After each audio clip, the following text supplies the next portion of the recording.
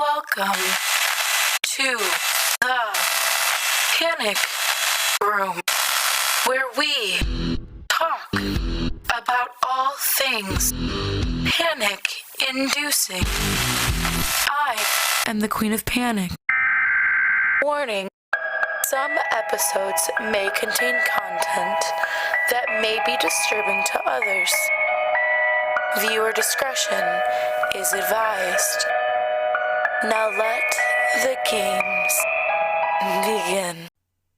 As the large, heavy door closed, shrouding her in darkness, she heard a loud clank. With panic building in her chest, she realized she had just lost all chance of escape. The loving mother loved her twins so much that she secured them both in their car seats before driving full speed off the Golden Gate Bridge.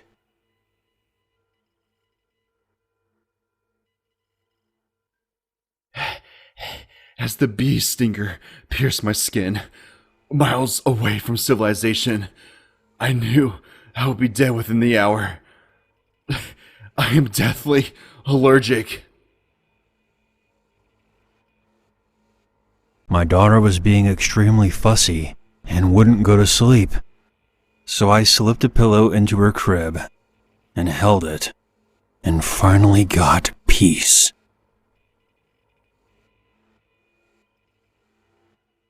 As I looked through the peephole, I saw a pair of glowing eyes staring back at me.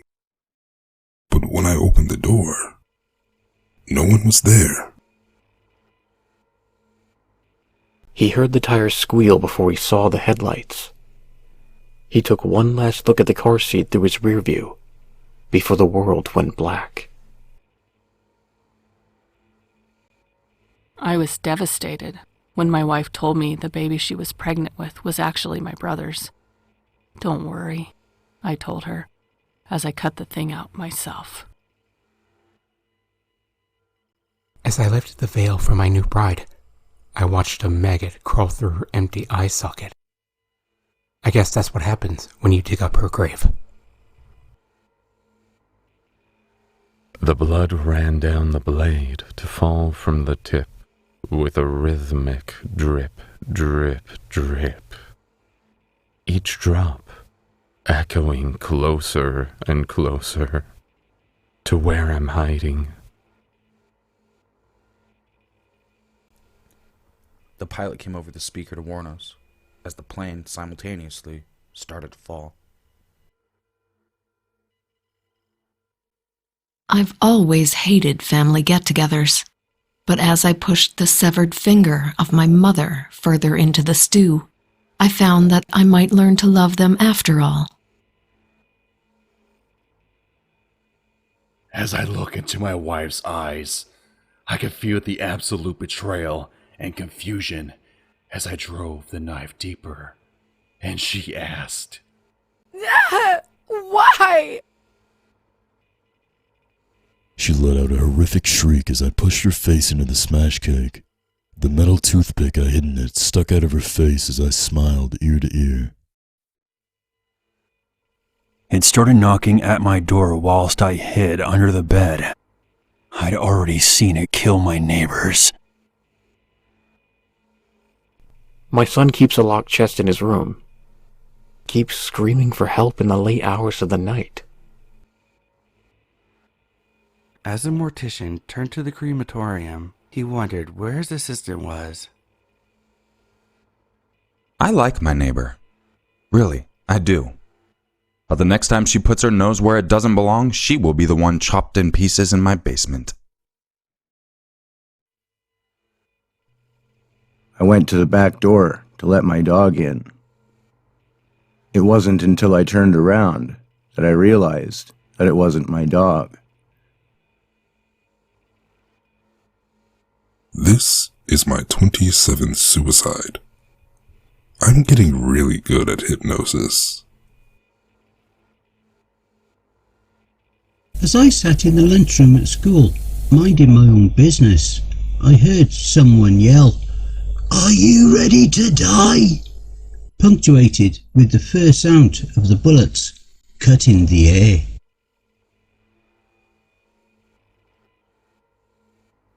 The terrifying man came forward, beckoning me to choose one. I slowly pointed to my son with a shaking hand as I raised the pistol and pulled the trigger. On my first day of work, I knocked over a mannequin, but when its arms smashed, there was human skin underneath. I broke out in hives and had to rush to the hospital. Apparently, I'm allergic to human meat. Honey, I'm home.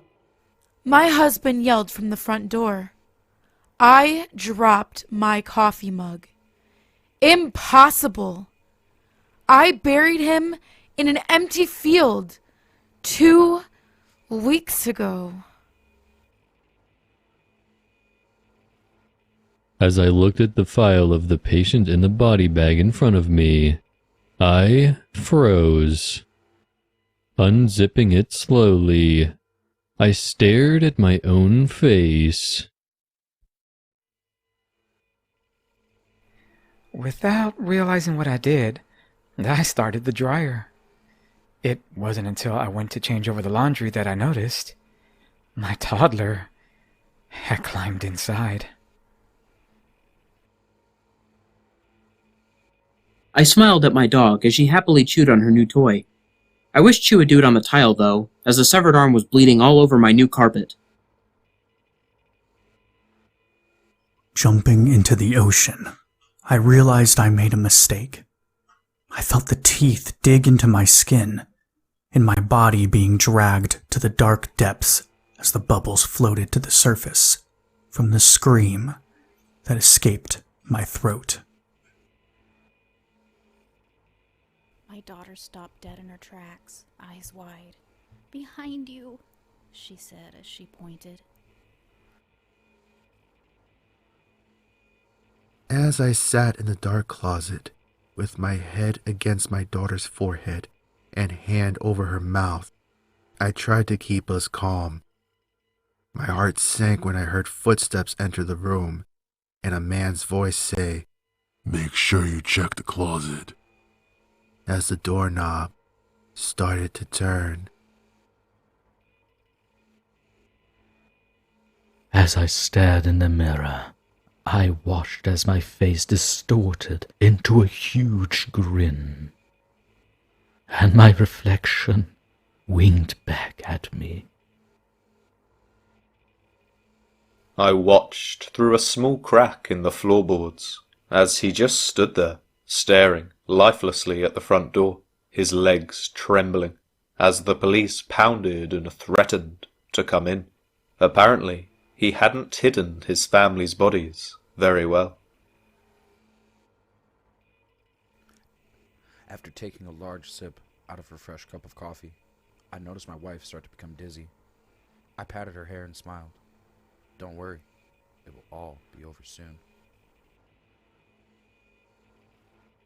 My son has an imaginary friend who he talks to every day. That was fine, until today I heard him whisper, "Tonight, she must die." Standing at the dead-end alleyway, I'm mentally prepared for the horde of zombies closing in on me, knowing I was completely screwed. No matter how many times I shot, the man kept coming towards me, saying, "You're going to die." After I drove my motorcycle off a mountainside, I laid yelling for hours, praying I wouldn't bleed out before someone heard my cries for help. After having a sneezing fit, I was shocked when I heard my dog reply, "Bless you." Once I realized what happened, I froze. Dogs don't talk.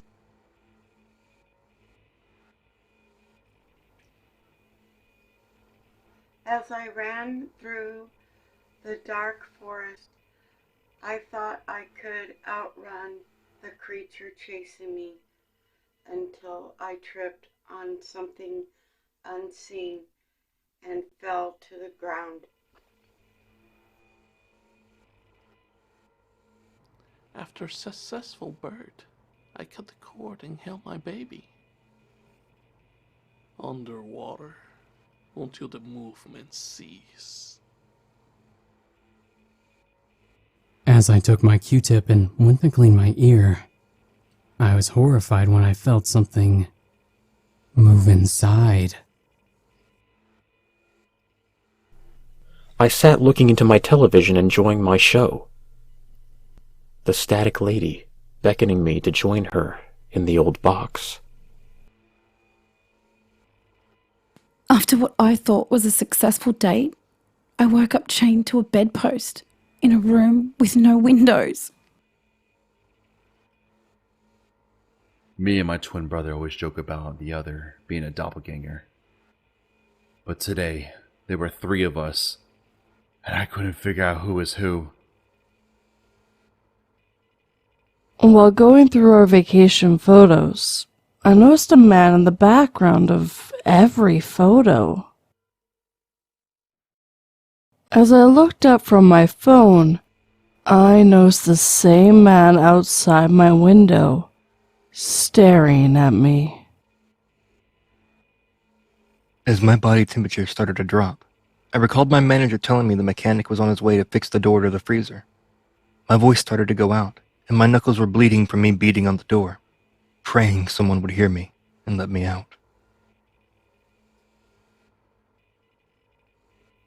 "Dad, this food is yummy," my son said in a happy tone. I said nothing and smiled to myself, not telling him that we had just ate his mother's left arm. I was on a chat room and someone said they were outside my window. I laughed because I'm outside theirs. As I tried my hardest to retrace my steps, I started to panic. It's never a good time to realize that you've gotten lost in the catacombs and that you didn't tell anyone where you would be going when you left. As I turned on and off the light, I stood horrified at the face and glowing eyes that appeared every time the room went black.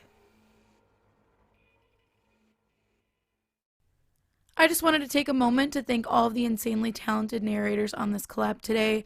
I think that you will all enjoy them so much. I know I did. We've got some amazing talented people in this narration community. All of the links are in the description, so if you would like to go subscribe and like and check them out, absolutely please do. Again, thank you so much, and I hope you guys enjoyed. Thank you for visiting the Panic Room. You have successfully made it to the next portion of your tour.